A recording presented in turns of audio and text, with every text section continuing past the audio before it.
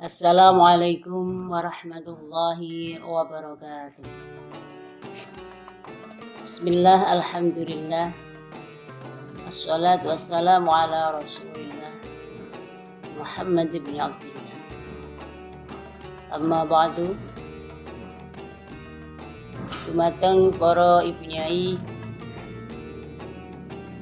jamaah muslimat fatayat rahimakumullah. Wabil khusus kepada sahabat Fordaf Forum Daiyah Fatayat Kabupaten Lampung Timur yang sangat kami banggakan. Puji syukur kita panjatkan kepada Allah Subhanahu wa taala atas semua nikmat yang telah diberikan kita semua. Mudah-mudahan kita mampu untuk bersyukur dan terus bersyukur atas semua yang telah diberikan Allah kepada kita. Allahumma amin. Rahmat dan salam mudah-mudahan tetap tercurah limpahkan kepada junjungan Nabi Agung Muhammad sallallahu alaihi wasallam. Sahabat Fordaf yang sangat kami banggakan, marilah pada sore ini kita mengkaji tentang keutamaan membaca Al-Quran. Alhamdulillahirabbil alamin. Pada saat ini di ujung akhir bulan Ramadan yang sangat barokah, kita masih diberikan kesempatan untuk bertemu, walaupun ketemunya melalui udara. Dalam hal ini ada jamaah namanya Jam'iyah Az-Zumiyah yang sudah lazim, alhamdulillah, mulai awal bulan Ramadan sampai sekarang kita masih eksis di Fordaf ini. Kita ketemu setiap siang atau setiap malam, setiap sore. Mudah-mudahan acara Fordaf ini manfaat barokah untuk kita semua, limaslahatil ummah. Amin ya rabbal alamin. Bismillahirrahmanirrahim. Keutamaan membaca Al-Quran diterangkan di dalam kitab Riyadhus Shalihin bahwa Ramadan disebut juga Syahrul Quran. Jadi saat ini kita masih di dalam lingkup Syahrul Quran, di mana Al-Quran memang diturunkan pada bulan suci Ramadan. Syekh Islam Muhyiddin Abu Zakaria Yahya bin Syarif An-Nawawi dalam kitab Riyadhus Shalihin,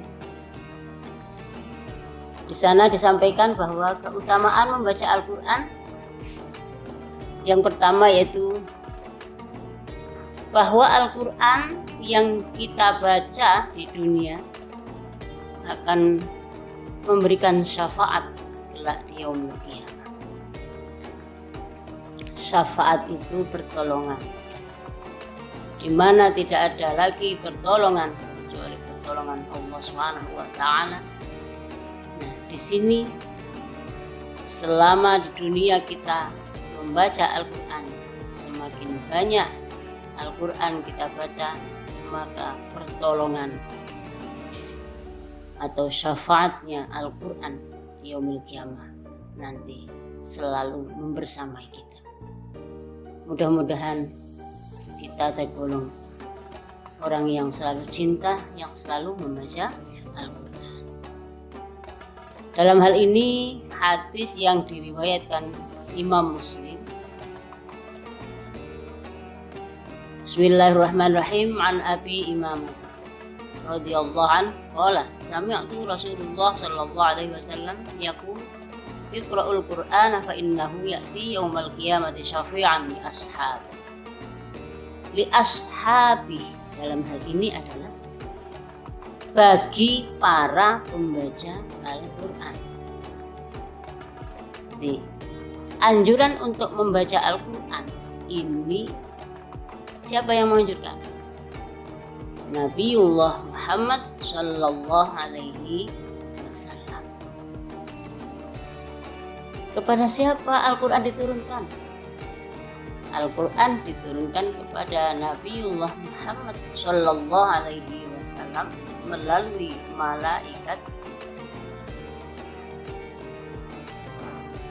malaikat Jibril yang diturunkan langsung kepada Nabiullah Muhammad sallallahu alaihi wasallam. Ini menjawab semua apa yang menjadi kebutuhan umat manusia. Semua apa yang akan terjadi di dunia. Ini semua sudah dijawab oleh Al-Quran yang pada waktu itu bukan secara langsung, tetapi bertahun-tahun. Al-Quran diturunkan kepada Nabiullah Muhammad sallallahu alaihi wasallam. Bacalah Al-Quran, iqra'u, bacalah Al-Quran. Karena sesungguhnya Al-Quran ini nanti akan datang untuk memberikan pertolongan. Yaumal qiyamati syafi'an, menjadi pertolongan. Li ashabi, kepada siapa? Kepada orang yang membacanya. Maka mudah-mudahan dan diri kita latih selalu rindu kepada Al-Quran. Pastikan, karena namanya orang sesibuk apa, kalau kita ini sudah cinta, maka yang dicinta itu pasti akan dilihat dulu, pasti akan disanding dulu, pasti akan disebut dulu. Jika hati kita sudah cinta kepada Al-Quran, maka tidak mungkin kalau sebelum melakukan segala sesuatu aktivitas kita dari bangun tidur sampai kita mau tidur kembali, ini selalu ingat, oh, saya belum mengaji Al-Quran, oh, saya belum tadarus, oh, saya harus menyempatkan dulu sebelum saya berangkat apa, berangkat kerja, mungkin kantor, mungkin sing guru ya jadi guru, sebelum mengajar dan seterusnya. Yang tani juga sebelum bercocok tanam dan seterusnya. Yang dagang juga sebelum berangkat ke pasar untuk mencari dagangannya pada hari ini, sempatkan membaca Al-Quran. Insya Allah ketika kita selalu membaca Al-Quran atau mengawali hari-hari kita setiap hari dengan membaca Al-Quran, maka insya Allah Allah akan memberikan kemudahan di mana kita selalu membutuhkan, baik itu kebutuhan duniawi maupun akhirat. Selanjutnya, orang yang mempelajari dan mengajarkan Al-Quran ini disebut sebaik-baik manusia. Yang belajar dan yang memberikan pembelajaran sing mulang Al-Quran. Wong sing gelem belajar karo wong sing gelem mulang Al-Quran niku disebut wong sing sebaik-baik orang. Nah, ini kan kita tinggal milih. Kalau kita belum bisa, maka wajib kita belajar. Posisi kita adalah orang yang mempelajari. Kalau kita merasa sudah bisa, maka kita menggurui atau kita memberikan pemahaman tentang apa? Tentang Al-Quran, tentang ilmu agama. Jadi yang belajar dan yang memberikan pelajaran tentang Al-Quran adalah disebut orang yang terbaik, sebaik-baiknya. Lalu bagaimana? Kalau umpama kita ini kita belajar santri, yang pertama wajib dipelajari adalah ilmu agama termasuk Al-Quran. Maka kitab Al-Quran wajib dipelajari sebelum kita mempelajari kitab-kitab yang lain. Nah, setelah Al-Quran ada lagi, yaitu tentang fikih, kitab fikih. Berarti apa? Karena fikih ini adalah yang mengkaji tentang hukum Islam, hukum Allah. Nah, ini ranking kedua. Ranking pertamanya tetap sudah sampai belajar ilmu agama wis malang, tapi Al-Qur'annya tiba masih lewat dan seterusnya. Maka dalam hal ini disebutkan dalam riwayat hadis yang diriwayatkan oleh Imam Bukhari, khairukum man ta'allamal Qur'an wa 'allamah. Sebaik-baik kalian adalah orang yang mau belajar Al-Qur'an dan yang mengajarinya. Selanjutnya, orang yang mahir membaca Al-Quran, maka posisinya kelak yaumil qiyamah bersama dengan malaikat Allah. Yang hal ini malaikat mempunyai posisi atau nama tersendiri, yaitu Kiramil Barur. Loh, ini siapa? Orang yang membaca Al-Quran, bacaannya sudah baik, bacaannya sudah benar, semua isi kandungan Al-Quran dipelajari, kemudian diamalkan. Jadi tumpuk-tumpuknya sudah luar biasa.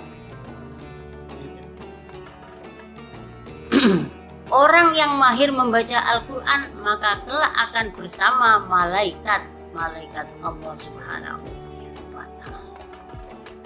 Pun ceritakan hadisnya an Aisyah radhiyallahu anha qalat Rasulullah sallallahu alaihi wasallam, alladzi yaqra'ul Qur'ana wa huwa mahirun bihi ma'as safaratil kiramil baror. Alladzi, orang yang membaca Al-Quran dan ia mahir dalam membacanya, maka kelak ia akan bersama malaikat yang mulia dan taat kepada Allah. Ini hadis ini diceritakan oleh Aisyah radhiyallahu anha. Jadi dalam hal ini kita tahu bahwa ketingkatan orang membaca Al-Quran. Tingkatan pertama, orang membaca Al-Quran itu pasti berangkat dengan ketidaktahuannya, ketidakfahamannya. Pokoknya belum bisa apa-apa. Maka anak kecil kita, orang tuanya belajari, ayo kita belajar ngaji Al-Quran. Kalau sekarang umumnya memakai metode atau MDA, metode dasar Al-Quran. Contoh ada yang Yambu'a, contoh ada An-Nahdiyah. Nah, ini nama kitab untuk MDA, metode dasar Al-Quran, maksudnya metode dasar untuk mempelajari bacaan Al-Quran. Mulai pengenalan makhorijul huruf, alif, ba, ta, sa, jim, ha, kho, dan seterusnya. Terus kemudian a, ba, ta, sa, ja, ha, kho, dan seterusnya. I, bi, ti, si, ji, hi, dan seterusnya. U, bu, tu, su, ju, ho, dan seterusnya. Ini kenapa? Kok nggak langsung dibaca saja? Membaca Al-Quran, belajar Al-Quran ya nggak iso, untuk instan itu nggak bisa. Kalau instan itu nanti akhirnya ya nggak bisa. Ini apa namanya? Ini huruf apa? Ba. Nggak enak yang namanya huruf ba, ini nggak ada. Nah, ini kita harus menjadi perhatian kita sebagai ibu-ibu. Kalau ibu muslimat ya ibu tua, kalau ibu fatayat, mbak fatayat ini ibu muda, kita harus hati-hati dalam untuk memberikan pelajaran kepada anak-anak kita belajar Al-Quran. Kita harus memahamkan, oh ini makharijul huruf yang pas,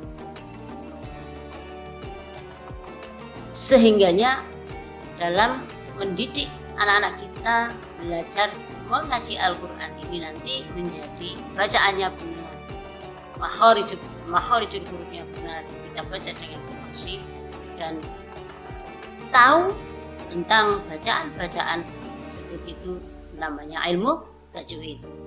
Ilmu tajwid ambagusi wajan Quran. Nah, itu tingkatan-tingkatannya begini dan seterusnya. Mudah-mudahan keluarga kita menjadi keluarga yang selalu cinta kepada Al-Quran. Allahumma amin. Nah ini, jadi ketingkatannya pertama nggak bisa. Nah pertama belajar bertitah-titah, terbatah-batah, bacaannya masih terbatah-batah. A'udzubillahi minasyaitonirrajim, belum begitu teteh.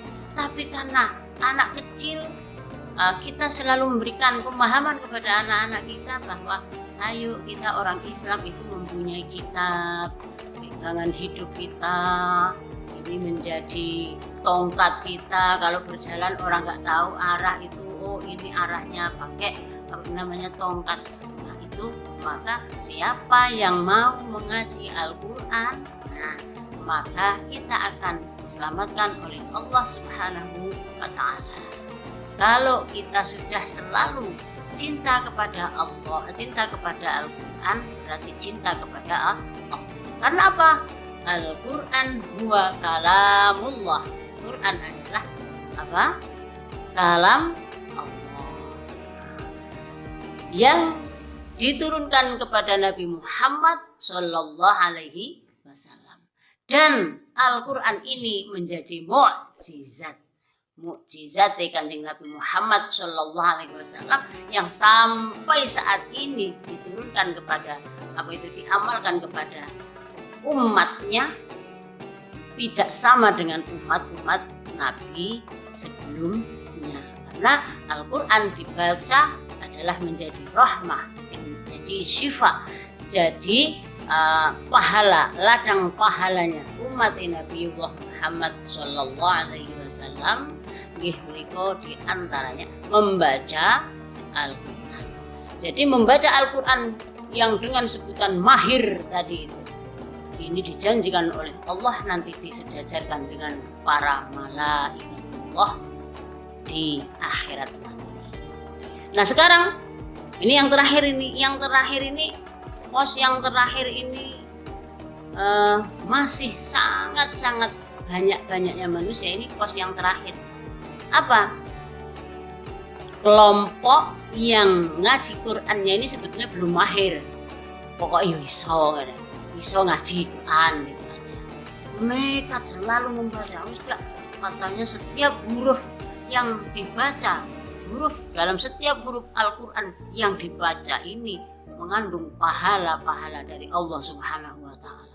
Satu huruf dilipat gandakan 10 pahala, belum kalimat, belum ayat, belum satu surat. Berapa pahala lipat gandanya pahala membaca Al-Quran.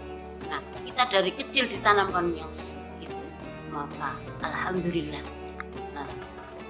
para semuanya saja belum mahir membaca Al-Quran, tapi selalu membaca. Ini tenang, di sini ada Nabiullah Muhammad Sallallahu Alaihi Wasallam niku nggih ngatur bagi siapapun yang belum baik, masih terbata-bata ngajinya, tenang, Allah tetap memberikan pahala kepada siapapun yang belum pinter. Nah bahasanya belum pinter, yang belum pinter membaca Al-Qurannya, yang masih banyak salah membaca Al-Qurannya pun tetap membaca Al-Quran. Apa dosa? Enggak, bukan dosa, tapi kita tetap mendapatkan 2 pahala dari Allah Subhanahu wa Ta'ala.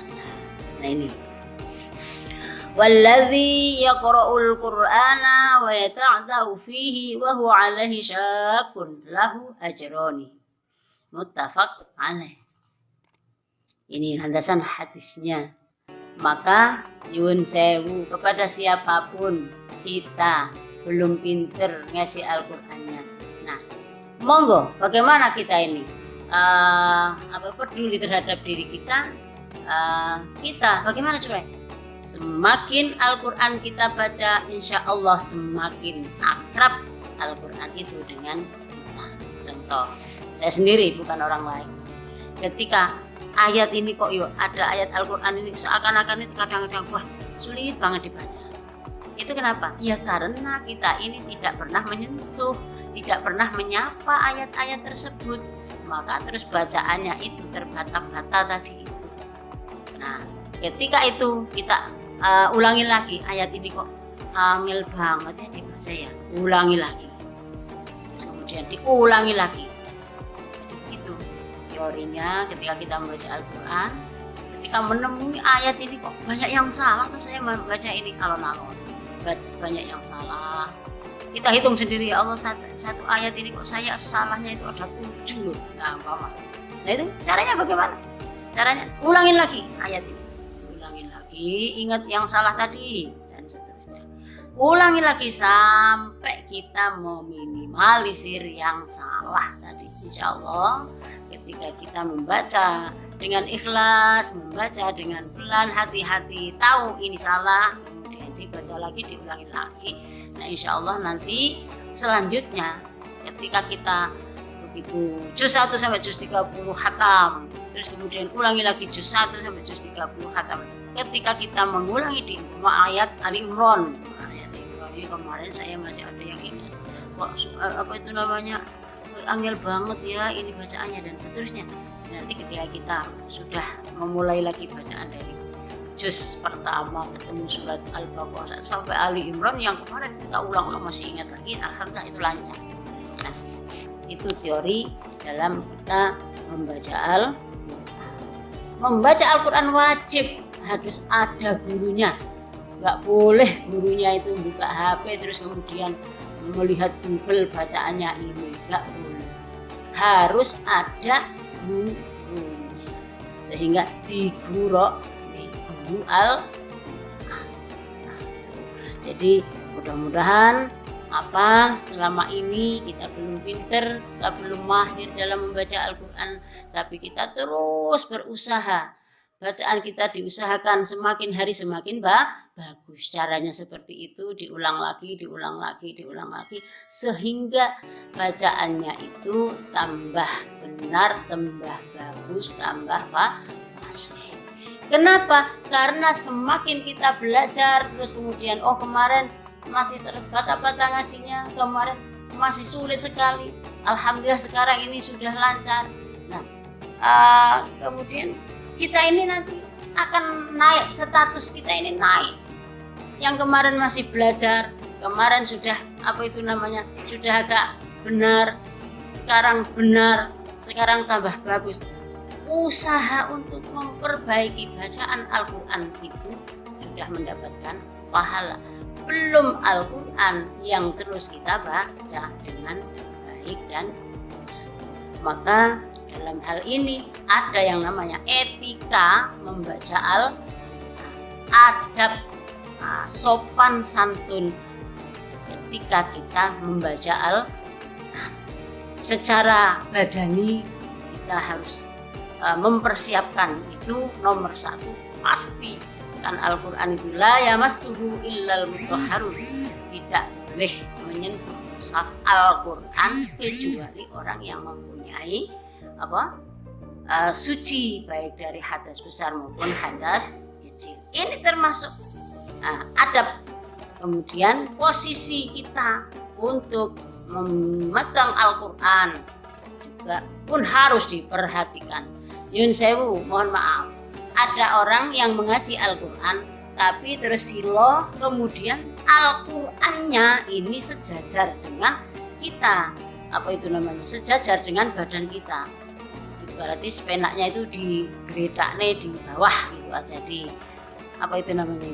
di lantai gitu. Nggak boleh.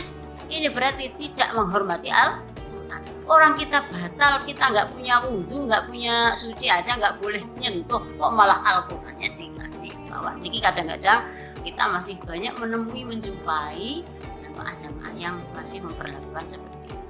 Mohon teman-teman Pordaf juga tanggap ketika kita memasuki pada satu majelis kok masih ada Al-Qur'an yang tergeletak di bawah ini. Tolong jangan pakai salaman dulu, langsung amankan Al-Qur'annya kita pegang. Ibu atau siapa, mohon Al-Qur'annya kita perhatikan, kita ditaruh dengan yang sebenarnya. Maka seperti itu adab dalam membaca Al-Qur'an. Sehingga ini nanti akan menambah pahala dalam membaca.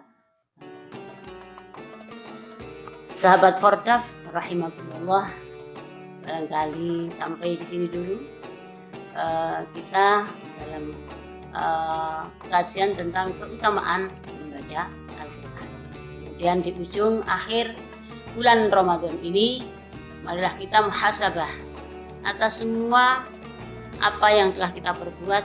Mudah-mudahan amalan-amalan di bulan suci Ramadan ini, baik yang wajib maupun sunnah, kita kerjakan dengan baik.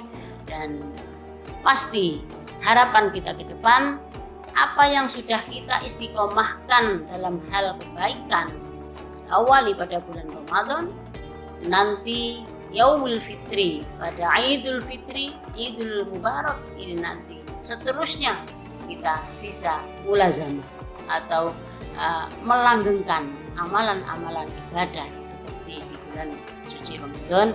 Bahkan mudah-mudahan kebaikan itu akan berdampak kepada diri kita, lebih semangat lagi untuk beramal soleh, lebih semangat lagi untuk mendekatkan diri kepada Allah melalui membaca Al-Quran, lebih semangat lagi kita bersosialisasi. Kita kemarin ada kegiatan peduli jamaah, mudah-mudahan bukan hanya di bulan Ramadan, tapi seterusnya ketika ada kesempatan bagi kita semuanya, termasuk sempat kita niatkan semuanya demi kebaikan di'alai.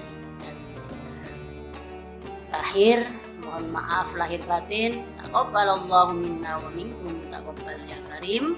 Mudah-mudahan amal kita semua diterima oleh Allah Subhanahu wa taala. Ja'alanallahu wa iyyakum minal 'aidin al-faizin. Taqabbalallahu minna wa minkum taqabbal ya karim. Allahul muwaffiq ila aqwamit thoriq. Wassalamualaikum warahmatullahi wabarakatuh.